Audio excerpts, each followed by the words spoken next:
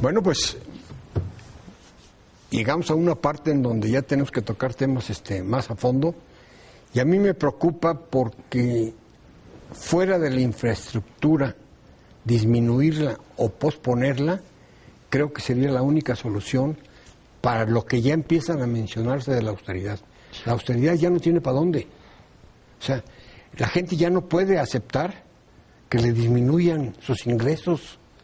El gobierno ya no puede reducir muchas cosas. Tienes toda la razón, Luis. Yo creo que llevamos al menos 40 años en esta lógica de apretarse el cinturón. Vamos, ya no tendría hoyitos ya el no cinturón sí, para, claro, para apretarse en la economía mexicana. El gran problema es la pauperización de la calidad de vida de los mexicanos. Es decir, tú tienes una vida que se encarece y un ingreso que no crece. Tú tienes una alta dependencia a factores como el precio del petróleo y también ya a los programas del gobierno. Y la verdad es que ninguna sociedad democrática que se aspira a escalar en el desarrollo económico puede depender de lo que el gobierno pueda darle. Mira, a mí me preocupa mucho que este año hay elecciones, el 2015 es ciclo electoral, es un año importante en términos políticos, y hay un estudio que incluso lo hemos platicado aquí, de Luis de la Calle y de Luis Rubio, que hicieron un estudio sobre cómo cada ciclo electoral, cada año electoral, hay un flujo de efectivo brutal. Increíble. Que incluso provoca un brinquito en las gráficas de la medición de pobreza. ¿Por qué? Porque los partidos políticos, y hablo de todos, reparten tanto dinero, reparten tantas cosas para ganarse el voto de los ciudadanos, que cuando llegue el encuestador encuentra que los factores que determinan si un hogar está por debajo o no de la línea de la pobreza ya no existen. De repente sí tuvieron que comer, de repente ya tienen lámina y el piso de cemento. Sí. Tele de alta definición. Entonces, tele de alta definición, exactamente. Claro. Entonces,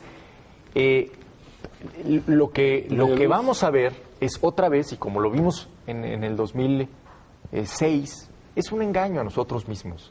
Es decir, no podemos seguirnos engañando con el dinero que fluye en los procesos electorales.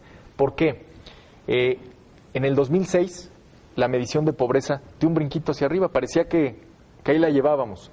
Y cuando vienen, ¿se acuerdan ustedes el incremento en los precios del frijol y del arroz en el 2008? Bueno, de repente tenemos a 6 millones de personas de nuevo en la línea de la pobreza. ¿Por qué? Pues porque estaban en la tablita. Porque habían dependido de lo que tú les estabas dando para sobrevivir y para estar por encima de esa línea. Y a la primera de cambio se nos caen. Entonces, en el largo plazo,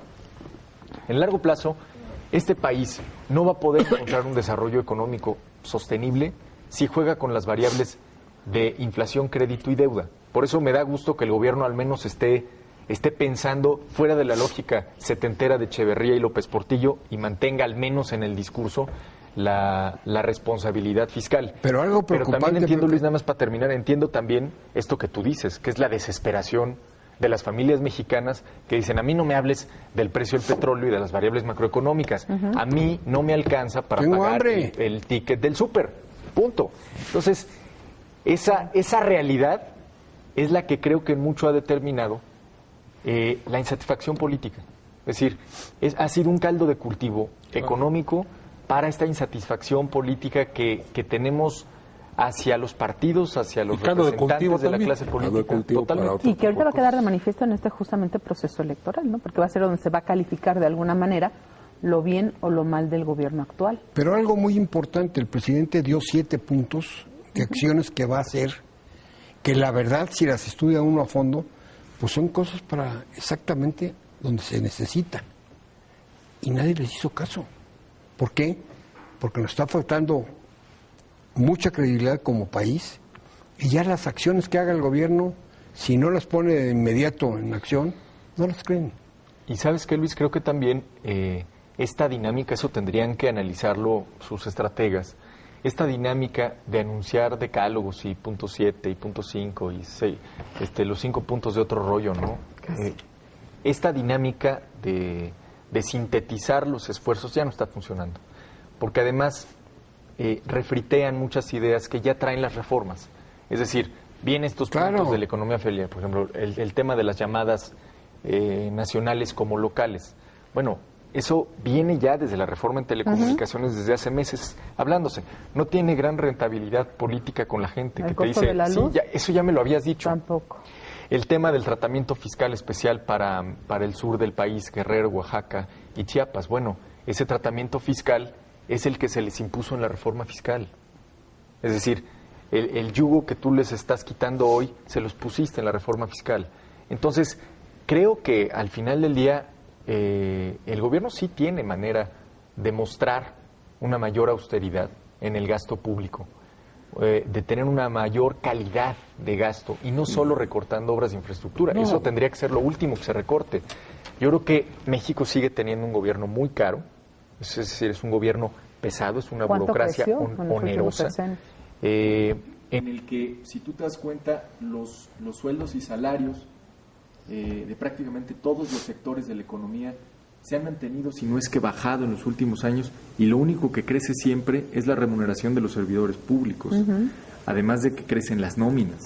Entonces, ahí es donde se demuestra en realidad la capacidad que tiene el gobierno para aportarse. ¿Cuánto puede sumar eso, Pepe? A ti que te gustan los números. Mira, del presupuesto de egresos de la Federación, el gasto programable, es decir, lo que sí o sí vas a tener que pagar, es el 95%. Entonces tienes que jugar con ese 5% que te queda. 5%. ¿Cómo lo haces grande? Entonces, ¿disminuyendo ese 95%? Pues es que esa es la creación de plazas y... Para empezar yo dejaría de crecer la burocracia onerosa. Cambiar coches, aviones. En los últimos 2, 3 años llevamos escuchando de la creación del órgano constitucional autónomo de esto, de la creación del IFETEL, de la creación de la COFED. Bueno, todo eso cuesta, ¿eh? Claro. Todos esos órganos tienen que rentar edificios y además pagar nómina, cualquier edificio. Coches, secretarios. Exacto, coches, secretarios. Servicios telefónicos. Alférez, pajes, todo lo que... ¿Cuánto cuesta construir el nuevo hangar presidencial? Casi 1,000 millones de pesos. Bueno. Pero ¿para qué compramos el avión? Es decir, compraste el coche y necesitabas la cochera. Sí. ¿El proyecto del aeropuerto seguirá ante esta situación? Sí va a seguir, pero no con la velocidad que se había prometido o se había dicho, ni tampoco con esa ostentabilidad de... Ahí es donde debe haber ajustes, ¿no? Pues debe haberlos. No sé si los vaya a haber o no. Pero ya también hay que dejar de hablar de todo lo que se está invirtiendo en todo, porque parece que somos un país rico, y cada vez que hablan, pues tanto para esto, tanto para aquello, hagan esto, hagan aquello.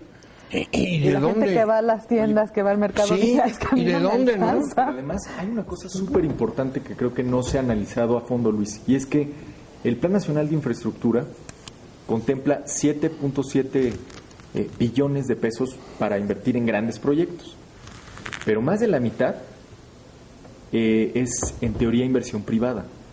Y el privado, cuando ve que el gobierno no pone la parte que le corresponde, se espanta y no gasta. Claro. Es decir, no va a poner un peso donde no va a regresar. Claro. Entonces, me parece que el gran problema aquí es también la confianza de los inversionistas.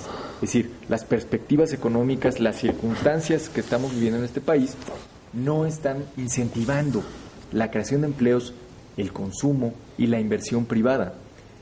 Muchos meses nos repetimos que las variables políticas, Ayotzinapa, Tlatlaya, la CETEG, Guerrero, etcétera, no iban a influir en las decisiones económicas. La realidad nos está enseñando que sí. Claro. Pero por supuesto que las decisiones económicas de, digamos, los inversionistas sí están viéndose muy influenciadas por el clima político, por la atmósfera política que tiene el país.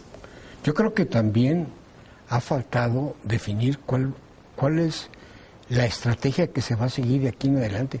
Todos los días variamos la estrategia, se nos olvida, se nos dice. Ahora andamos correteando a los Ahumada en Colombia. Nuevamente Michoacán Michoacán otra vez. Otras con enfrentamientos. Y entonces, muertes, sí. ¿Dónde está toda esa inversión que se ha hecho para la seguridad? ¿Dónde está? No lo veo. Se aplican miles de planes, millones. se aplican Miles de millones de estrategias pesos. que cuestan. No, se ha visto- no se y ha que visto qué muchos bueno que se resultados. hubiesen aplicado. Por ejemplo, pero miren, no se ha el visto. programa de ¿no? prevención del delito.